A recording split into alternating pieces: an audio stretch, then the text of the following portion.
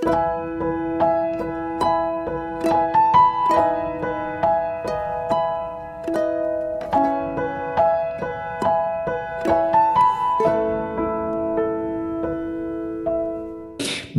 malam hari ini saudara yang dikasih Tuhan, kita akan kembali mendengarkan kesaksian yang luar biasa. Ya, silakan Ibu NN yang akan bersaksi dibuka dulu mute-nya, Bu.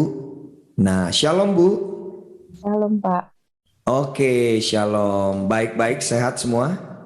sehat puji Tuhan. Haleluya. Baik, kita akan sama-sama mendengarkan kesaksian yang luar biasa dari Bu NN. Selamat mendengarkan, Tuhan Yesus memberkati. Shalom untuk semuanya, ibu-ibu, bapak-bapak yang ada di sini. Puji Tuhan, kita bisa berkumpul saat ini di Zoom meeting bersama dengan Bu Eli dan Pak Frans. Puji Tuhan, saat ini saya bisa membagikan kesaksian. Semoga kesaksian saya ini bisa memberkati kita semua di sini. Pertama-tama, saya perkenalkan diri dulu. Saya seorang ibu yang mempunyai 2 anak sepasang. Hidup saya di keluarga bersama suami itu mengalami pergumulan beberapa bulan yang lalu. Kami sampai ada kekerasan fisik, ada juga sampai melaporkan ke polisi, dan benar-benar rumah tangga kami kacau lah, dan kami sempat mau bercerai. Dari kedua belah pihak mengutarakan perceraian seperti itu. Suami juga keluar dari rumah, saya membawa anak juga pergi entah kemana seperti itu. Tapi puji Tuhan, saya diperkenalkan dengan postingan-postingan YouTube Bu Eli. Ada seseorang pendoa. Nah, kebetulan dulu saya cinta Tuhan. Saya mengasihi Tuhan. Mulai dari saya zaman kuliah, saya mencintai Tuhan. Saya tahu kebenaran. Tetapi di saat saya menikah dengan suami, saya sudah mulai mundur, sudah mulai berkurang lah gitu. Tetapi cinta mula-mulanya Tuhan itu tidak pernah padam di dalam hati saya. Selalu ada aja gitu. Tuhan selalu berbicara di dalam hati saya gitu. Nah, di rumah tangga saya ini 2 bulan yang lalu itu prosesnya sangat panjang. Saya benar-benar hancur, menangis, setiap hari menangis.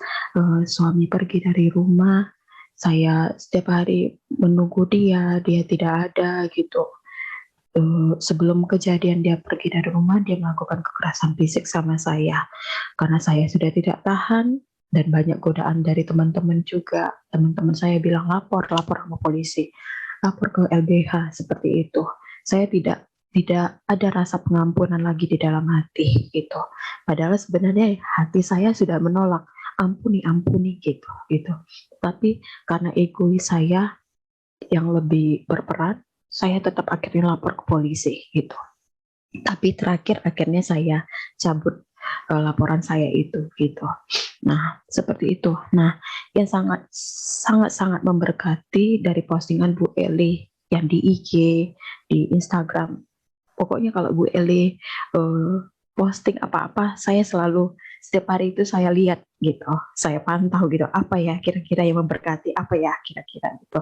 Nah, yang menguatkan saya, Bu Eli selalu membagikan tentang khusus rumah tangga gitu. Nah, ada firman yang sangat memberkati sekali bagi saya, yaitu firman dari Mazmur 34 ayat 19 sampai 20. Seperti ini isinya. Tuhan itu dekat kepada orang-orang yang patah hati, dan ia menyelamatkan orang-orang yang remuk jiwanya. Kemalangan orang benar banyak, tetapi Tuhan melepaskan dia dari semuanya itu. Nah, saya sangat dikuatkan sekali dengan firman itu. Dan saya lihat jabaran yang diberitahukan sama Bu Eli gitu. Eh, Tuhan tetap dekat saat kita patah hati. Saya keadaannya saat itu sangat benar-benar patah hati, hancur, hancur berkeping-keping. Kalau keadaan secara manusiawi, rumah tangga saya itu udah seperti kayak benang kusut. Kalau sekarang lagi tren ya, layangan putus seperti itu ya. Nah, tetapi ya seperti itulah keadaannya. Tetapi bisa dipulihkan Tuhan.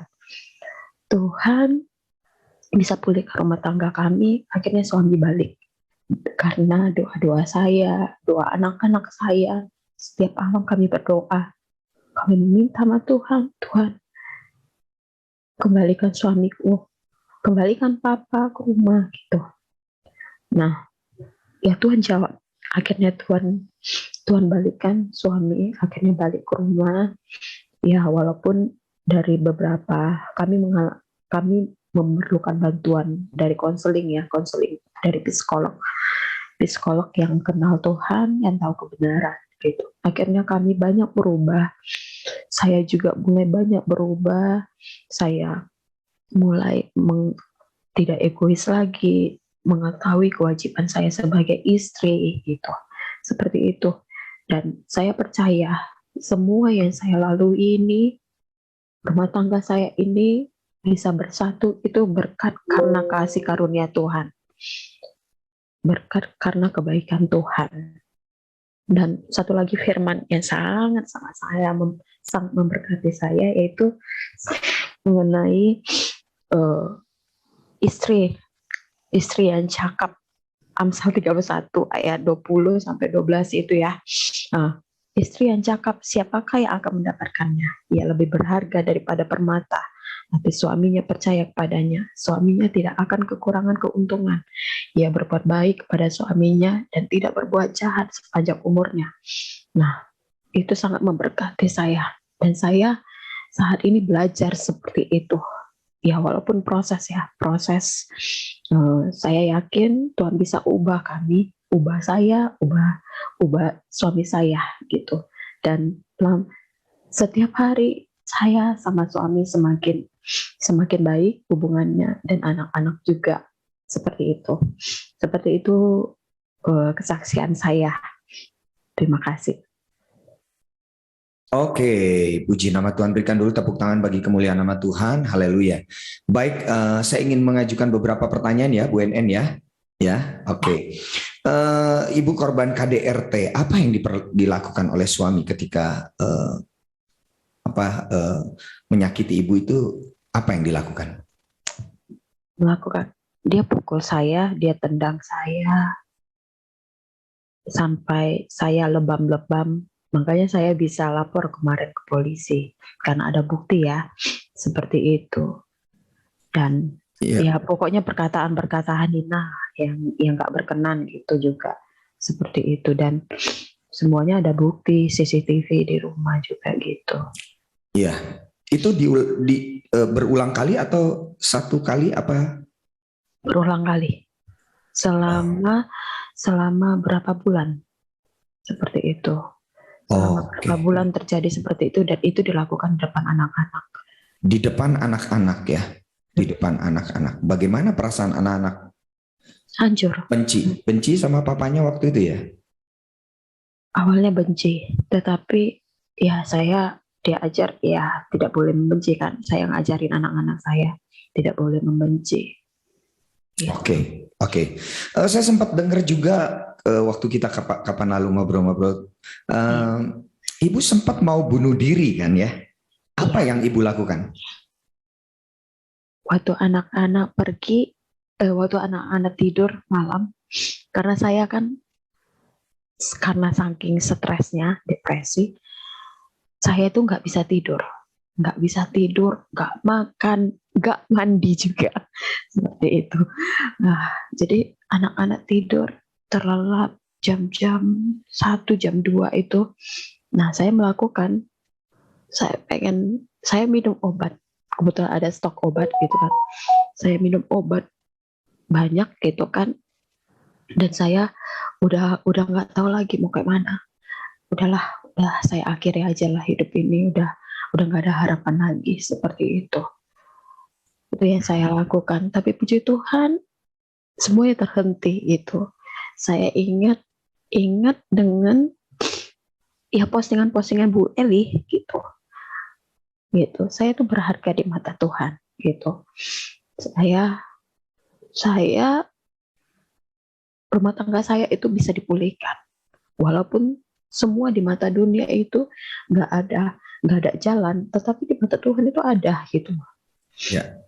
Tuhan bisa pulihkan. Ya, inilah akhirnya Tuhan pulihkan seperti itu. Oke, Ibu tahu nggak sebenarnya kenapa alasan daripada suami sehingga bisa berlaku? Kan suami awalnya orang yang baik gitu kan ya, orang yang baik ya. Baik. Ya, nah kenapa bisa seperti itu? Apa yang Ibu sadari? Kenapa suami bisa berbuat seperti itu? Karena awalnya karena saya difitnah sama orang gitu kan, difitnah saya itu terlalu sombong, pamer harta, dan kebetulan saya aktif di sosial media. Saya punya talenta di bidang kue, saya jualan kue gitu kan. Nah, saya mulai memang agak cuek dengan keadaan rumah tangga gitu kan. Saya fokus dengan bisnis saya seperti itu. Nah, ketika orang memfitnah saya tidak terima karena saya sudah melakukan yang terbaik gitu kan. Nah, di situ suami lebih percaya dengan omongan orang lain gitulah, seperti itu. Jadi akhirnya terjadilah perselisihan setiap bulan makin parah gitu loh. Ya kami beradu lah gitu. Awalnya saya sih diam aja gitu, tapi akhirnya berontak karena saya merasa saya mampu. Ya udah, awalnya saya minta cerai. Udahlah bisa aja gitu. Toh juga saya bisa berkarir gitu kan. Nah, udah gitu. Tapi memang Tuhan gak izinkan yang seperti ini. Ya, kalau udah nikah ya udah nggak ada lagi istilah berpisah gitu. Oke. Jadi awalnya karena dosa kesombongan begitu ya. Ibu pun menyadari bahwa ya ada sedikit timbul kesombongan begitu karena merasa punya uang, punya karir yang baik ya. Tapi akhirnya Tuhan bisa pulihkan semua. Nah sekarang saya dengar juga kemarin keluarga berlibur bersama begitu ya, sudah happy ya, sudah harmonis lagi, anak-anak semua udah oke. Begitu ya Bu ya? Iya benar. Kami baru berlibur bersama kemarin. Wah, biasa ya, sudah penuh dengan sukacita.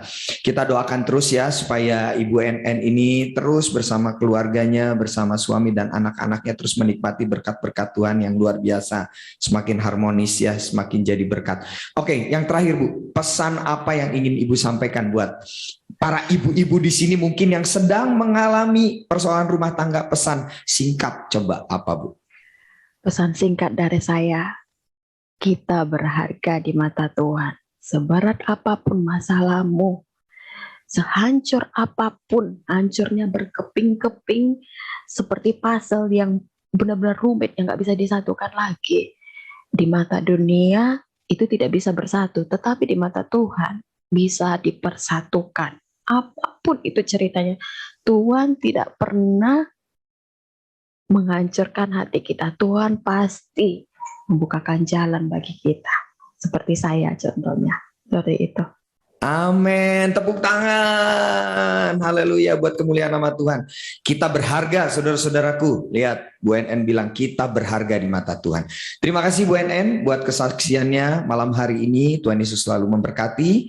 Ya, puji Tuhan. Baik, untuk selanjutnya kita akan sama-sama mendengarkan sharing firman Tuhan dari hambanya Ibu Gembala, Ibu Evangelis Eli Kurniawati. Tuhan Yesus memberkati. Yuk kita berdoa terlebih dahulu. Tuhan, kami mengucap syukur, kami masih diberi kesempatan untuk berkumpul di media Zoom ini. Kami juga bersyukur kami mendengar kesaksian yang luar biasa dari Bu NN. Kami percaya Tuhan, Engkau sudah menunjukkan betapa betapa hebat, betapa luar biasa penyertaan kekuatan. Kami percaya pada saat kami terpuruk, pada saat kami lemah, ketika Engkau memberi kami kekuatan, ketika Engkau menopang kami dengan firman-Mu, maka kami menjadi pribadi-pribadi yang berbeda. Kami tahu Tuhan bahwa masalah kami adalah biasa-biasa, karena kami punya Tuhan yang luar biasa. Kalau sebentar hamba-Mu mau menyampaikan kebenaran firman-Mu Tuhan di awal tahun 2022, kami percaya Tuhan, pesan-Mu Tuhan, sampaikan apa yang menjadi isi kerinduan hati-Mu Tuhan, urapi bibir lidah hamba-Mu. Terima kasih Bapa, terpuji nama-Mu di dalam nama Tuhan Yesus yang percaya berkata amin. Ya, suara saya Fran terdengar jelas. Ya, volume saya kecilin dikit ya, karena di sini jam 5 subuh ya. Saya juga tadi ngantuk-ngantuk ya, tadi malam saya baru tidur jam berapa jam, tapi tidak mengurangi pengurapan ya. Terima kasih buat Bu NN, buat kesaksiannya yang membangun ya. Untung Bu NN bunuh diri tidak lewat ya, kalau lewat betapa ruginya. Saya dengar pemulihannya indah ya, pemulihannya nanti kalau sudah dipulihkan waktunya Tuhan, rata-rata ibu-ibu bersaksi gini, aduh Bu Eli, pemulihannya itu ngalang-ngalai orang pacaran, rasanya jantung berdebar-debar. Lah dulu apa Bu? Kalau disakiti ya berdebar-debar, tapi nanti kalau pemulihannya Tuhan, waktunya Tuhan, semua itu akan dibuat indah ya. Saudara bayar harga untuk pemulihan yang waktunya Tuhan, saudara harus sabar. Karena kalau Tuhan yang pulihkan, beda sama manusia yang pulihkan. Ya, beda saudara. Kalau kita hari ini sabar, kenapa? Karena kita tahu kita ini menantikan sesuatu yang berharga. Nah, kalau Tuhan pulihkan, saudara tahu kenapa saya juga sabar, ibu-ibu sabar. Saya sudah berikan gambarannya.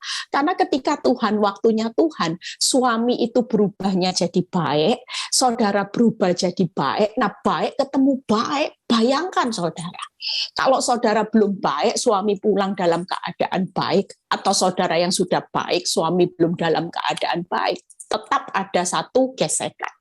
Tapi kalau waktunya Tuhan, wow, semuanya indah ya. Ibu-ibu yang belum mengalami pemulihan, enggak usah tanya gini, kok ini cepet ya, kok ini enggak usah.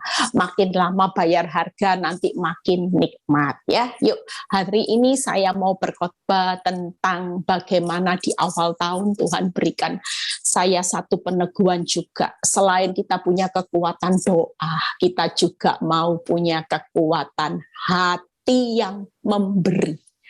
Banyak orang ya hari-hari ini itu banyak nuntut.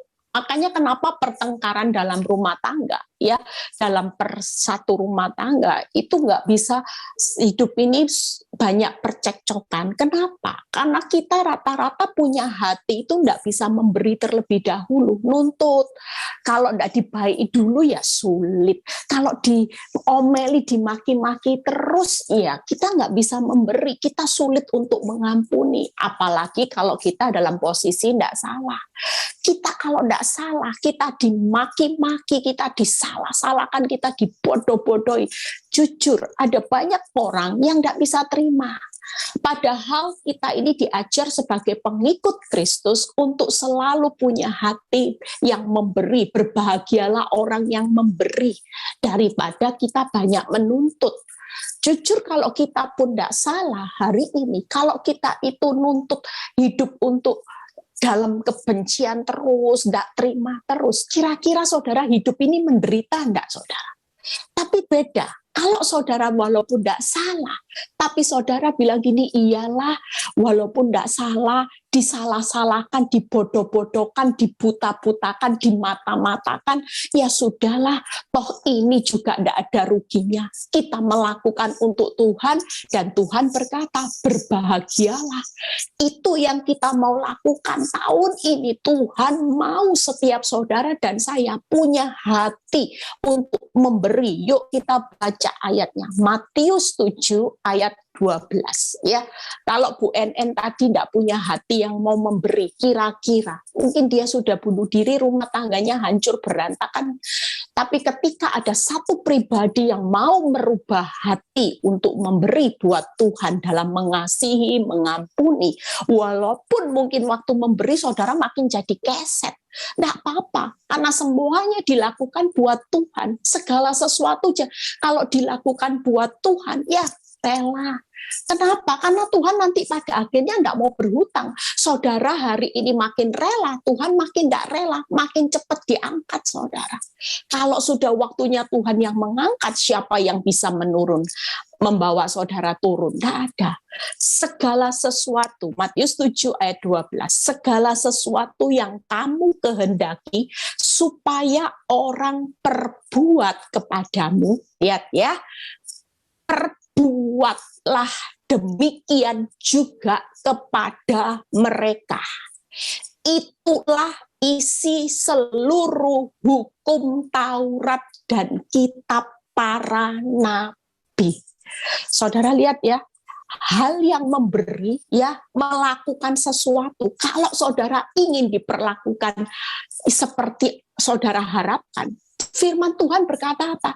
Ya kamu juga seperti itu. Itu isi seluruh hukum Taurat, saudara.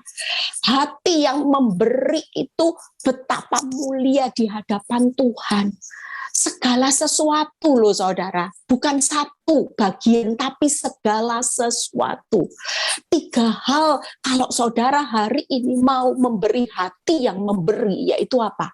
Yang pertama, mengasihi orang lain itu seperti diri kita sendiri, saudara. Kalau kita mau berkata, Bu Eli, tahun ini aku mau merubah hati yang tidak banyak menuntut. Tahun lalu aku banyak menuntut, kalau tidak diberi dulu aku sulit. Tapi biarlah aku belajar hari ini, yaitu apa? Mengasihi orang lain seperti diri kita sendiri. Itu yang pertama. Ya, kalau orang mengasihi orang lain seperti diri kita sendiri, tidak mungkin kan orang nyakiti dirinya sendiri. Ayo, mana mungkin? Kalau Tuhan mengajar kamu mengasihi, kamu kepingin dikasihi orang lain berbuat seperti itu, ya berbuatlah seperti itu. Yang kedua, mengasihi itu adalah kewajiban orang benar. Yang kedua, saya ulangi, mengasihi itu adalah kewajiban. Kenapa? Karena itu perintah Tuhan. Selama saudara tidak bisa mengasihi dalam hidup ini, percayalah hidupmu pasti ada di dalam penderitaan. Sekalipun engkau sudah beribadah, baca firman, ada banyak ibu-ibu bilang ini, kalau sudah dengar firman saya kayak dicas Bu Eli, tapi setelah menghadapi realitas saya mulai lowbat. Lah itu yang membuat saudara akhirnya saudara tidak melihat jalannya Tuhan. Saudara tidak melihat rencana Tuhan yang indah, yang besar. Kenapa? Karena tiap kali saudara dikerjai iblis, iblis mulai pakai suami, mulai pakai mertua, mulai pakai orang terdekat, menyakiti hidupmu. Saudara tidak punya hati yang tulus memberi. Itu sebabnya ketika menghadapi realita, iblis bisa mengerjai saudara. Kenapa? Karena saudara lebih dengar apa kata iblis, sakit, aduh tidak terima, aku tidak salah. Tapi kalau kita punya hati yang memberi, kira-kira walaupun disakiti di tengah penderitaan, hidup kita sukacita, tidak kena kanker, saudara. Karena kita tulus melakukan segala sesuatu, bukan untuk manusia yang menyakiti kita, tapi untuk Tuhan. Yang ketiga, mengasihi dengan membalas yang jahat dengan kebaikan. Lihat ya, yang ketiga, mengasihi dengan membalas yang jahat dengan kebaikan. 3 hal yang akan saya bahas tahun ini. Yuk kita mau hati yang memberi dengan prinsip, yaitu mengasihi orang lain seperti diri kita sendiri. Mengasihi adalah kewajiban. Yang ketiga, mengasihi itu adalah selalu berinisiatif. ketika saudara dibalas jahat, saudara diperlakukan tidak adil, selalu dalam pikiran saudara, tidak akan pernah aku membalas. Tapi yang aku mau lakukan yaitu untuk menyenangkan hati Tuhan. Setiap kali ada yang jahat, maka aku setiap kali melakukan yang baik. Amin. Ya. Orang yang tidak mengasihi ini gambarannya, saudara. Waktu saya siapkan firman ini, Tuhan kasih firman ini. Yuk kita lihat. Kalau saudara betapa sengsaranya, kalau saudara hari ini tidak mampu untuk memberi hati yang mengasihi, saudara akan hidup pun tidak ada artinya. Lihat ada ayatnya ya. 1 Yohanes 4 ayat 20b ya. Karena barang siapa tidak mengasihi saudaranya yang dilihatnya, tidak mungkin mengasihi Allah yang tidak dilihatnya. Kalau saudara tidak bisa hati yang memberi, walaupun saudara datang beribadah, saudara jadi pelayan Tuhan, ya saudara tidak punya hati yang terus untuk memberi, tapi banyak menuntut. Saudara tahu, kalau orang tidak bisa mengasihi, tidak mungkin mengasihi Allah. Artinya hidupmu sia-sia. Kita ini beribadah untuk menyenangkan hatinya Tuhan, tapi sementara di pemandangan Tuhan, saudara tidak punya hati yang mengasihi Dia. Apa artinya ibadahmu? Apa artinya doa puasamu? Apa artinya engkau merenungkan firman? Kalau yang utama, hal mengasihi Tuhan, saudara tidak bisa lakukan, yaitu dengan hati yang selalu terbuka untuk memberi kasih terlebih dahulu. Jangan banyak menuntut. Tahun ini berubah sikap hatimu, karena Tuhan itu melihat hati. Kenapa Tuhan ingin di awal tahun pembahasan tentang hati itu penting? Karena memang Tuhan itu bertahta di atas kehidupan, di atas hatimu. Dia kepingin menguasai hatimu, karena hati itu sumber dari segala akar kejahatan. Kalau hatimu hari ini mau mengatakan mengasihi Tuhan, buktikan. Bukan hanya di mulut, tapi dengan apa yang saudara lakukan, yaitu ketika saudara disakiti, saudara tetap bisa memberi kasih.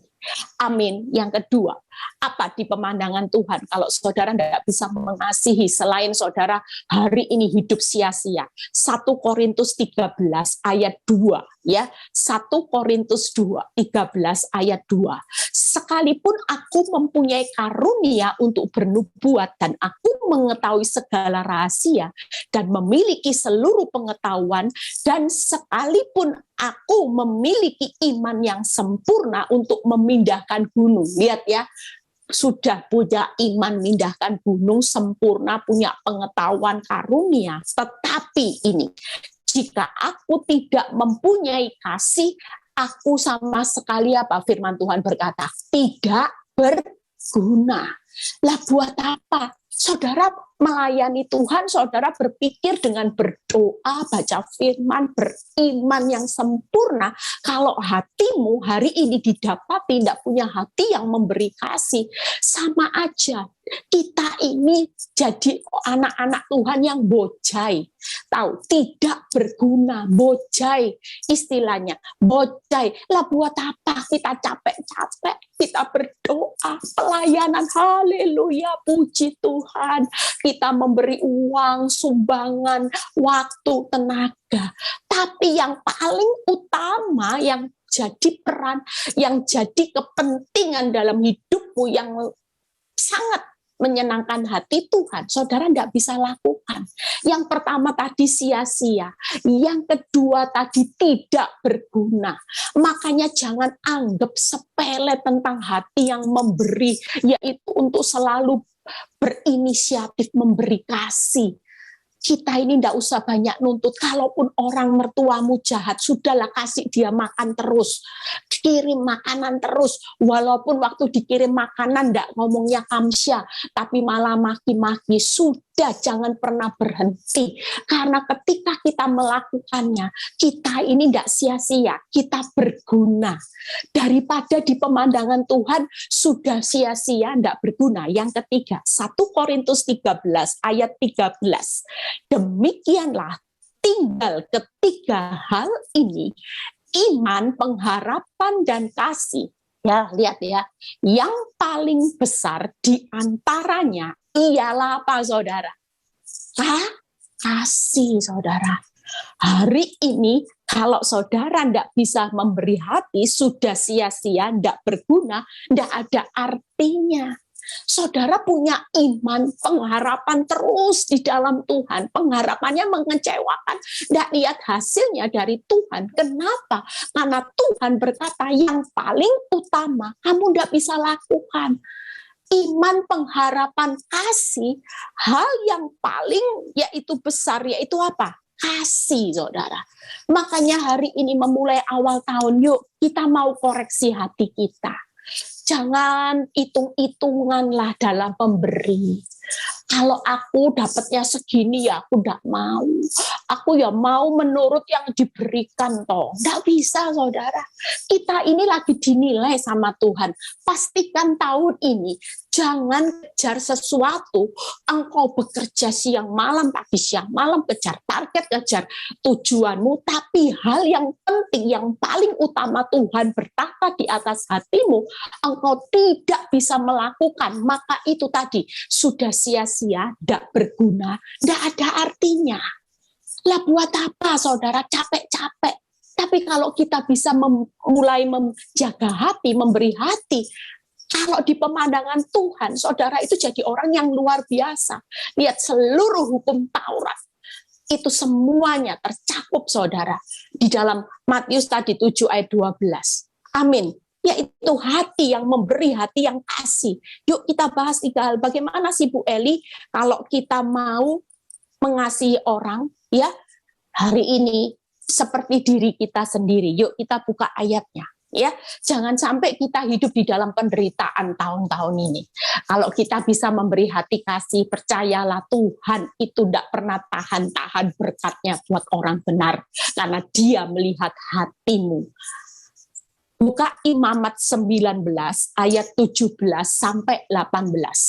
Imamat 19 ayat 17 sampai 18. Setelah khotbah ini, saudara tidak usah diperintah, tidak usah disorong-sorong, didorong-dorong. Ayo mengasihi, ayo bilang maaf, ayo kirim-kirim makanan buat mertuamu, ayo sapa iparmu, ayo sapa temanmu yang menyakiti engkau bertahun-tahun. Tidak usah disuruh-suruh. Dengar firman ini, engkau akan setia melakukannya. Karena diingat, ya aku tidak mau jadi orang yang sia-sia ikut Kristus, tidak berguna, bocai di hadapan Tuhan. Aku juga tidak mau tidak ada artinya apa yang saya lakukan, semuanya nol. Buat apa? Hari ini tanpa disuruh-suruh, tanpa menimbang-nimbang, saudara akan berkata tahun ini, Tuhan, aku yang akan selalu berinisiatif untuk mengasihi orang lain seperti aku mengasihi diriku sendiri. Imamat 19:17 sampai 18. Janganlah engkau membenci saudaramu di dalam hatimu. Lihat ya, tetapi engkau harus berterus terang menegur orang sesamamu. Janganlah engkau mendatangkan dosa kepada dirimu karena dia. Lihat ya, jangan mendatangkan dosa karena orang yang menyakiti saudara. Hari ini kalau saudara tidak bisa ngampuni, saudara sendiri mendatangkan dosa. Loh Bu Eli, kan saya disakiti, kan normal. Iya normal sesaat, tapi tidak terus-terusan. Ketika disakiti, daging dicubit sakit. Hari itu engkau bisa ngerasain sakit, tapi ketika engkau mengerti firman kebenaran, sakit tapi harus memberi. Posisinya beda. Kalau orang dunia sakit balas sakit, mata ganti mata, gigi ganti gigi. Tapi buat kebenaran firman, kita ingat, oh iya ya, harus mengasihi orang yang tadi nih maki-maki saya, mertua yang maki saya, suami, mungkin istri yang menyakiti. Saya ingat pesan Bu Eli, harus mengasihi dia seperti mengasihi diri kita sendiri. Lihat, dan janganlah engkau menuntut balas. Jangan menaruh dendam terhadap orang-orang sebangsamu, melainkan kasihilah sesamamu manusia. Apa saudara perintahnya? Seperti dirimu sendiri. Akulah Tuhan. Lihat perintahnya. engkau mengasihi orang-orang yang jahat itu seperti dirimu sendiri. Akulah Tuhan yang memerintahkan ini. Jadi hari ini, yuk kita mengerti firman, kalau kita mau hati yang memberi, yaitu jangan membenci sudah. Jangan nuntut balas, jangan dendam. Itu yang perlu kita lakukan di tahun ini, koreksi. Siapa yang masih punya, kalau lihat orangnya, nah itu belum beres. Ya, jadi kalau kita belum beres, maka Tuhan sulit. Tuhan itu terang, kalau hatimu benci, engkau hidup dalam gelap. Terang dan gelap sulit untuk bersatu.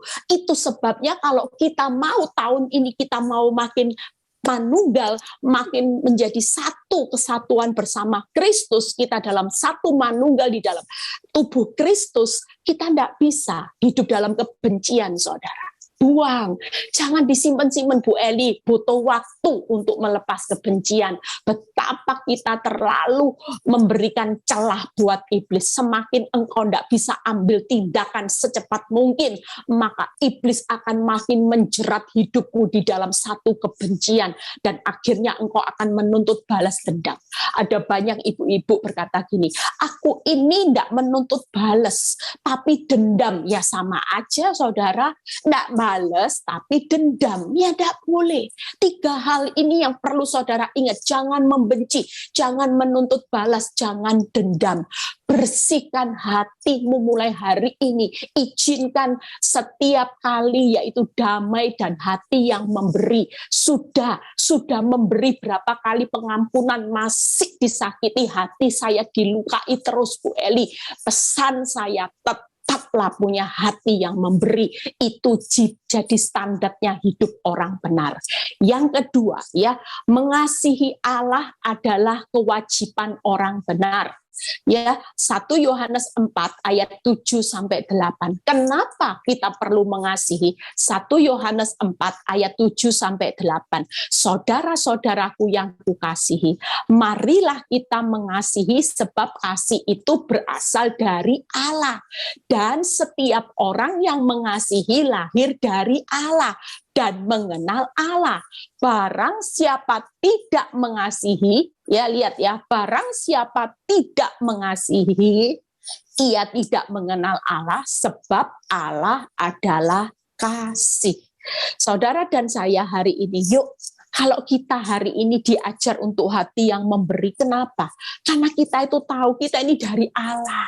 Kita ini lahir dari Allah. Ada benih kasih dan kita mengenal Allah. Kalau kita ini ngomong kita lahir dari Allah, kita ini berasal dari Allah, dan kita mengenal Allah karena kita belajar firman. Tidak ada orang yang sampai hari ini punya kekuatan untuk membenci.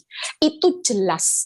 Kalau kita sadar hidup saudara dan saya, ya aku ini berasal dari surga, dari Allah, berasal dari Allah, lahir dari Allah, dan aku ini mengenal bahwa Allah itu adalah kasih. Lah jadi pertanyaannya, kenapa saudara tidak punya kekuatan untuk mengasihi tanpa syarat? Mengampuni tanpa batas. Lah kok punya kekuatan untuk membenci sampai sekarang? Berarti dalam hidupmu bukan lagi benihnya Allah, tapi benihnya iblis. Kalau saudara dikasih nasihat, sudahlah ampuni, tidak bisa, terlalu sakit, terlalu besar kerugiannya, saya sudah bonyok seperti Bu NN, saya dipukuli, saya harus lapor, saya harus bales, biar kapok di penjara. Jujur ada banyak KDRT yang hari-hari ini ya juga datang sama saya. Bu Eli, gimana kalau tidak dihukumkan terus seenaknya sendiri? Saya cuma berkata, percayalah Bu, kalau kita ini memberi hati, ya sudah, sementara kalau dipukuli terus, Ibu bisa aja jangan cerai. Tapi setelah itu tidak usah menuntut pembalasan. Izinkan Tuhan. Suatu kali belum sampai Ibu bonyok, yakin kalau Ibu diem, Ibu benar-benar hatimu beres, Tuhan pasti bekerja.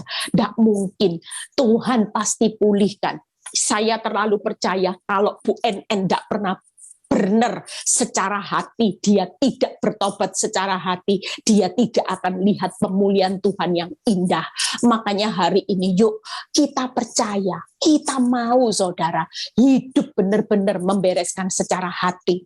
Karena berkat Tuhan itu juga atas orang-orang yang punya hati untuk memberi. Ya, yang terakhir yuk Roma 15 ayat 1 dan 7. Bagaimana mengasihi adalah kewajiban orang benar. Roma 15 ayat 1 dan 7. Satu ayat lagi kita selesai ya. Roma 15 ayat 1 dan 7. Kita yang kuat wajib menanggung kelemahan orang yang tidak kuat ya. Lihat ya, ini khususnya penolong loh saudara. Kalau saudara jadi penolong ya, kalau suamimu sudah mulai lemah, orang kalau sudah mulai KDRT, selingkuh, itu jelas orang yang benar-benar sakit saudara. Sakit secara jiwa, sakit secara mentalnya. Itu adalah orang yang lemah. Sebaliknya kita sebagai anak Allah yang punya benih ilahi, kita ini yang kuat wajib menanggung kelemahan orang yang lemah. Dan jangan kita mencari kesenangan kita sendiri. Sebab itu terimalah satu akan yang lain, sama seperti Kristus juga menerima kita untuk kemuliaan Allah. Itu sebabnya malam ini, yuk gimana Bu Eli mengasihi? Itu sebagai kewajiban, khususnya sebagai penolong. Sudahlah, kalau suamimu masih sakit, saudara dan saya memberi hati yang kasih, itu rela menanggung kelemahan. Ya sudah, selama sakit, ya saya rawat. Ibu-ibu banyak, kalau sakit stroke, itu gampang merawat suami. Tapi kalau sakit jiwa mental, KDRT, berzina, sebenarnya ini juga sama-sama sakit, tapi treatmentnya beda. Ya, kalau sakit stroke dikasih apa aja diem, saudara. Ya, mungkin kalau orang sakit fisik lebih gampang merawatnya, tapi kalau sudah sakit mental, apalagi zina, itu nyakiti kita tingkat tinggi. Kalau sakit mungkin paling ngomel aja, ya, tapi kan nggak nyakiti secara hati, secara fisik, ya. Tapi ini juga sama sakitnya, dan kita mau hari ini menanggung kelemahan orang yang tidak kuat. Yang kedua, sudahlah. Hidup itu jangan mencari kesenangan diri sendiri. Kita memang hari ini disakiti, jadi keset, itu enggak enak, saudara. Kalau mau nuntut kepentingan kita, hak kita enggak salah, enggak ada selesainya. Masalahmu enggak akan ada pernah selesainya. Tapi kalau kita belajar firman, ya sudahlah, firman berkata, hidup ini jangan mencari kesenangan sendiri, tapi hidup ini mau belajar untuk menyenangkan hati Tuhan. Dengan apa? Memberikan hatimu, yaitu hati yang selalu siap memberi untuk mengasihi, mengampuni siapapun yang menyakiti hidupmu. Itu yang berarti di dalam pemandangan Tuhan. Percuma jadi orang Kristen bertahun-tahun, percuma engkau sudah mengorbankan waktu pelayananmu, uangmu, tenagamu. Kalau yang terutama di pemandangan Tuhan, engkau tidak punya hati yang selalu memberi kasih. Itu sama saja tidak ada artinya, saudara, tidak berguna dan sia-sia. Yang ketiga, penerimaan bukan penghakiman. Firman Tuhan mengajak, yaitu terimalah satu akan yang lain. Kenapa saya selalu ngajari ibu-ibu, Bu, jangan pernah menghakimi dosa suamimu, karena itu bukan bagianmu.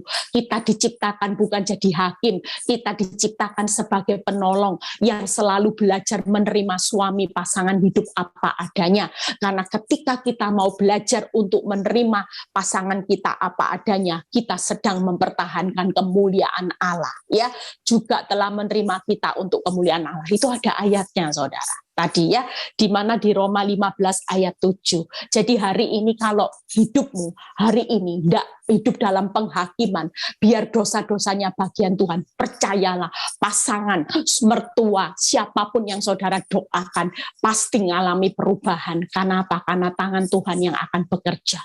Tanganmu sudah tidak mampu merubah manusia, karena memang senyatanya kita tidak bisa merubah karakter seseorang, tapi hanya Tuhan yang besar, tangannya yang besar yang sanggup mengubah hidup seseorang. Yuk yang terakhir ya, penolong, mengasihi dengan membalas yang jahat dengan kebaikan, ya. Ini yang perlu saudara lakukan. Tadi 3 hal ya. Jadi harus siap menanggung kelemahan orang yang tidak kuat, jangan mencari kesenangan sendiri, dan penerimaan bukan penghakiman. Sudahlah, hidup ini jangan kejar pokoknya aku dan aku. Tapi mulai hari ini yang kita kejar di gaya hidup di tahun 2022 yaitu asal Tuhan senang. Amin. Yuk, kalau kita memikirkan pokoknya aku senang, pokoknya aku disakiti aku tidak bisa terima, pokoknya kalau aku diperlakukan ini aku baru bisa mengampuni. Enggak, saudara. Mulai gaya hidup seperti itu dibuang. Itu sudah masa lalu. Yang Tuhan mau di tahun ini 2022 kita memiliki gaya hidup yang penting Tuhan senang. Bagaimana kita mau menyenangkan Tuhan? Bukan dengan pelayananmu, bukan hebatnya engkau berkhotbah, bukan hebatnya engkau bermain musik, bukan banyaknya uang yang sudah engkau sumbangkan, walaupun hidupmu bukan siapa-siapa, tapi ketika engkau bisa memberikan hatimu buat Tuhan, itulah persembahan yang menyenangkan hati Tuhan. Amin. Koreksi ya ibu-ibu, mengasihi dengan membalas. Yuk buka 1 Petrus 3 ayat 9. Setelah ini kita selesai. Siapkan lagu ya Fran, siap pujian. 1 Petrus 3 ayat 9 ya. Dan janganlah membalas kejahatan dengan kejahatan atau caci maki dengan caci maki, tetapi sebaliknya hendaklah kamu memberkati, karena untuk itulah kamu dipanggil, yaitu untuk memperoleh berkat. Saya sudah sering kan ngomong sama saudara kesaksian. Saya ini ketika sering disakiti, sering kadang ada orang yang menfitnah saya. Jujur loh saudara, waktu saya tidak membalas, saya ini dapat berkat saudara. Jujur. Karena memang firman Tuhan kalau saudara baca, saudara itu seharusnya terpanggil untuk memperoleh berkatnya Tuhan. Tapi sering kali berkat itu saudara tolak. Gimana Bu Eli caranya Tuhan memberkati? Tuhan mau memberkati saudara, tiba-tiba ada orang yang menfitnah hidupmu. Tiba-tiba ada kata-kata makian anjing, babi, kebun binatang, caci maki. Saudara tidak salah, tapi itu sedang diizinkan Tuhan terjadi karena Tuhan mau memberkati saudara. Tapi ketika saudara bales, ya hilang. Lah makanya tiap kali saya bilang gini, Tuhan, aku tahu tadi ada orang yang menfitnah saya. Telinga saya sudah panas ini. Seharusnya jujur, saya tuh bilang gini, saya ini lebih punya uang. Wah, itu kesombongan saya dulu. Kalau saya bisa maki dia itu siapa? Saya ini siapa? Tidak tahu siapa saya lah. Saya siapa? Kalau tidak tahu saya, siapa saya, ya saya error, saudara. Memang orang-orang kadang-kadang kalau emosi itu tidak masuk akal. Memang kita sendiri juga error. Jujur, saya tahu yang menfitnah saya, yang mengata-ngatai saya di belakang, itu orang kalau saya mau maki-maki habis. Dia lo ada di bawah saya. Tapi ketika saya belajar firman, saya membesarkan hati. Tidak apa-apa, difitnah, dimaki-maki. Lawong itu panggilan berkat. Berarti kalau saya melepas memberi hati yang mengampuni, mengasihi, saya dapat berkatnya Tuhan. Lah daripada sudah difitnah, dikata-katai buruk, dibales, tidak dapat berkatnya Tuhan. Saudara, tanpa saudara sadari, hal hati ini penting loh saudara. Saudara diberkati. Kalau saudara baca 1 Petrus 3 ayat 9, saudara tidak akan gampang. Waktu suamimu ngatain anjing, babi, binatang semua keluar, baik mertua, baik ipar, teman semua. Kalau waktu itu terjadi dan saudara bilang gini, waduh, ini panggilan berkatnya Tuhan. Saya tidak boleh balas. Kunci mulut saudara. Itu sebabnya tanpa saudara sadari, seringkali berkat Tuhan itu hilang. Kenapa? Kalau saudara sudah balas, impas katanya Tuhan. Jangan meremehkan. Makanya kenapa kita ini harus punya hati yang memberi. Jangan kuping ini tipis. Mulai sekarang kupingnya dibelajari untuk tutup telinga sudah. Jangan tipis. Dikatai orang. sudah emosi, sudah marah-marah. Aku enggak minta makan sama kamu ya. Aku enggak minta makan, enggak pernah kamu pelihara hidupku. Ngapain kamu ngurusi aku? Nah, enggak usah.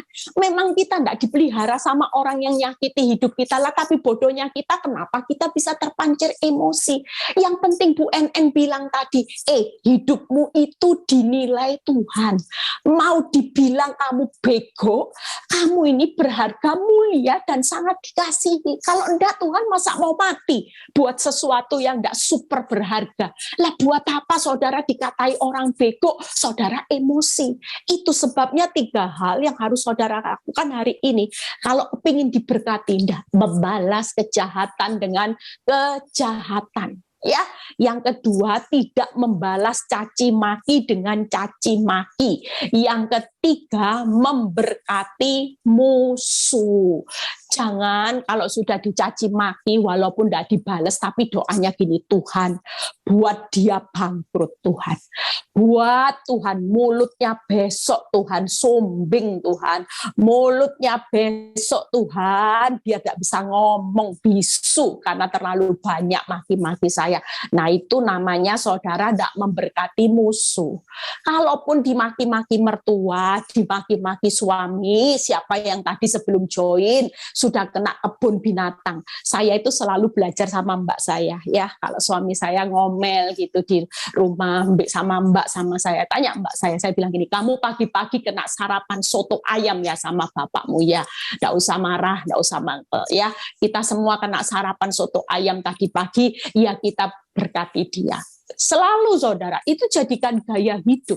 Saya kan pernah cerita kesaksian ya. Saya pernah cerita kesaksian ini lama tapi lucu saudara. Saya sendiri ketawa saudara. Suatu kali ya, mungkin ada beberapa yang sudah dengar tapi tidak apa-apa kita dengar lagi. Satu kali saya itu ada teman yang tidur di rumah saya. Kita kalau mau pergi keluar, kita ini selalu berdoa sama-sama dulu ya. Jadi waktu itu saya mau pergi makan, saya bilang gini, yuk doa dulu gitu ya. Ketika saya berdoa sama mbak saya itu lagi bersih-bersih kamar gitu. Terus saya itu doanya gini, Tuhan, setelah saya doa anak-anak, doain dia, terakhir saya bilang gini, Tuhan berkati ya wanita tobat, saya sebut namanya, saya enggak sebut nama ondel-ondel, enggak saudara ya, saya sudah bertobat ya. Jadi saya berdoa gini, Tuhan berkati wanita tobat supaya dia diberi jodoh, pekerjaan, berkat yang melimpah supaya tidak ganggu rumah tangga saya. Setelah saya amin, yang paling protes, paling marah itu mbak saya yang lagi bersih-bersih. Dia bilang gini, aduh Bu, matanya Bu, itu ndak mati-mati Bu. Lawang tiap hari didoakan berkat, diberi jodoh, pekerjaan yang baik. Aduh lah saya tiap hari doakan, nang mati, nang ditabrak truk. Loh katanya gitu saudara. Saya bilang, ya enggak boleh doanya seperti itu. Saya ketawa, saya bilang kamu itu ya jadi orang enggak boleh punya hati, gemes soalnya. Kok rusak rumah tangganya orang, gemes dalam hati saya. Orang lain aja bisa gemes, apalagi Tuhan yang sangat mengasihi saya, lebih gemes saudara. Tapi pembalasan itu tetap ada waktunya Tuhan. Saudara hari ini maukah 3 hal ini? Kita sudah dengar pesan Tuhan di awal tahun. Saudara jangan main-main dengan hati. Hari ini saudara mau diberkati Tuhan luar biasa. Pastikan posisi hatimu yaitu hati yang memberi. Kita ini sering loh menyepelekan tentang posisi hati. Kita pikir kalau benci dipelihara Tuhan ngerti kok, Tuhan ngerti. Tapi hati-hati dengan posisi hati. Setiap hatimu tidak beres, berkat itu tidak akan turun saudara. Makanya Mazmur 133 ayat 1-3 yang berkata, Tuhan itu memerintahkan berkat ketika saudara bisa diam rukun bersama. Rukun, bagaimana bisa rukun kalau hatimu tidak pernah memberi hati yang memberi. Buat hidup saya jujur, kalau Tuhan bisa memberi saya berkat, itu karena saya tahu selama bertahun-tahun saya belajar praktek firman ini. Bahkan ketika ada seorang teman baik saya, ya. Kalau sudah tahu kebiasaan saya dengan firman ini, dia bilang gini, kadang-kadang kalau dia juga merasakan ketika dia disakiti, dia ngampuni, dia diberkati Tuhan. Tiap kali itu terjadi. Sampai dia bilang gini, kadang-kadang kangen loh di fitnah orang. Supaya apa? Berkat. Karena sudah tahu kata kuncinya, di balik fitnah, di balik makian, di balik kejahatan seseorang, ketika kita bisa membalas yang baik, memberkati musuh, di situ ada berkat Tuhan yang besar. Dia bilang gini, kangen ya, kalau saya sudah lama tidak difitnah, saya kangen. Karena saya ingin diberkati Tuhan lebih. Teman saya itu sampai bilang seperti itu. Lah yuk tahun ini, saya sudah selesai. Saudara mau belajar praktek hati yang memberi 3 hal tadi, mengasihi orang lain seperti diri sendiri, mengasihi itu adalah wajib ya, mengasihi itu tidak membalas kejahatan dengan kejahatan. Yuk baca quote. Setelah itu kita selesai, Fran, nyanyi satu lagu, baca quote-nya sama-sama ya, jangan anggap remeh ibu-ibu. Yuk kita baca. Jangan berhenti membuka hati untuk mengasihi dan mengampuni siapapun yang menyakiti kita. Tuhan Yesus memberkati, semangat mulai setelah khotbah ini yang masih ada hati, ganjelan hati, segera bereskan. WhatsApp dalam bentuk apapun, mulai berkata, maafkan aku. Kalau aku ada salah, walaupun saudara tidak salah, tidak apa-apa. Itu namanya memberi, rela, tulus. Walaupun waktu saudara nanti bilang maaf, saya pernah ketika saya berkata maaf, orang itu sombongnya melihat saya. Dia menghakimi saya, it's okay. Tapi saya berkata sama Tuhan, yang penting bagian saya sudah beres. Maka totalan berkat sama Tuhan, tidak ada halangannya. Orang lain mau menghakimi saya. Ya, dia bilang gini, oh kamu, dan dia bilang gini sama orang, saya tahu kalau Eli itu bisa seperti itu, pasti dia itu mengalami bencana. Kalau enggak mungkin dia mau merendahkan hati ngomong maaf. Nah seperti itu, ya sudahlah, pemikiran orang apapun, yang penting Tuhan lihat hati. Yuk Fran, Tuhan Yesus memberkati. Malam ini Tuhan hadir di setiap rumah-rumah. Firman ini akan membawa saudara melewati tahun 2022. Engkau tidak perlu takut. Selama hatimu beres, selama aku bertahta di atas hatimu, engkau tidak perlu takut dengan semua ini. Karena ketika engkau punya hati untuk memberi, senyatanya engkau adalah sesuatu yang sedang mempersembahkan persembahan yang menyenangkan hatiku. Jangan sampai engkau mengeraskan hati, sehingga hidupmu sia-sia, tidak berguna, dan tidak ada artinya di pemandangan Tuhan. Saudara pikir dengan kuat bertahan dengan membenci, saudara pikir dengan jengkel, saudara pikir dengan geram yang saudara pelihara. Itu senyatanya membuat hidupmu sengsara, saudara. Walaupun engkau mungkin terlihat bisa bertahan dalam hidup. Biarlah malam ini Tuhan, kami mau Tuhan membuka hati kami, ambil alih. Kalau engkau yang ambil alih, engkau yang mengendalikan seluruh isi hati kami Tuhan. Kami tidak mau ada sampah-sampah hati.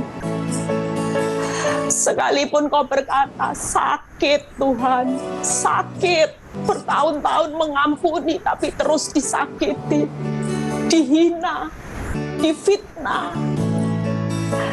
Tapi malam ini Tuhan berkata, maukah engkau melakukan itu buat aku? Maukah engkau melakukan itu karena engkau mengasihi aku? Kalau engkau berkata, ya Tuhan, aku mau mengasihi engkau, maka Tuhan mau tahun ini engkau berjalan dengan hati yang memberi. Jangan banyak menuntut. Oh, aku yang akan membalas semuanya. Orang lain tidak pernah menghargai engkau. Orang lain tidak pernah mengasihi engkau. Tapi kasih dan penghargaanku atas hidupmu itu sudah lebih dari cukup. Aku memanggil engkau untuk satu panggilan berkat. Jangan pernah sia-siakan. Rasa sakit jangan pernah Engkau simpan, tapi rasa sakit itu akan menjadi sesuatu yang indah di tangan-Ku. Terima kasih Bapa buat malam ini. Kami akan menikmati berkat Tuhan yang besar. Kami akan melihat bagaimana Tuhan mempromosikan hidup kami seperti seorang Daud, karena Engkau melihat hati. Terima kasih Bapa, biarlah kuasa-Mu dinyatakan buat setiap kami. Biarlah yang sakit kepahitan malam ini kami bertobat sungguh-sungguh. Kami tidak mau menyimpan dendam. Kami mulai malam ini punya kekuatan untuk mengasihi Bapa. Kami mau memberkati musuh-musuh kami. Terima kasih Bapa, biarlah Tuhan setiap kami yang bergabung malam ini yang sakit Tuhan sembuhkan, yang mengalami masalah rumah tangga pulihkan, yang mengalami masalah keuangan Tuhan.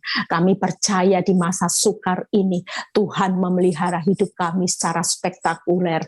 Tuhan memelihara hidup kami secara ajaib. Di saat kesesakan kami, Tuhan membuktikan bahwa Engkau Tuhan Allah yang mencukupkan kebutuhan menurut kekayaan dan kemuliaan-Mu. Terima kasih ya Bapak. Terima kasih, berkati setiap kami yang sudah melayani malam ini Tuhan. Biar jerih payah mereka tidak pernah sia-sia. Yuk, angkat kedua tangan saudara. Ya, kita mengakhiri ibadah. Terima kasih Tuhan, kami percaya bahwa semua yang kami terima firman-Mu ini akan menjadi kekuatan untuk kami berjalan maju. Terimalah berkat Abraham, Ishak, Yakub, damai sejahtera Allah Bapa, Putra, dan Roh Kudus menyertai saudara dan saya mulai saat ini. Sampai Maranatha Tuhan Yesus datang kedua kali, yang diberkati dan percaya berkata amin. God bless semuanya.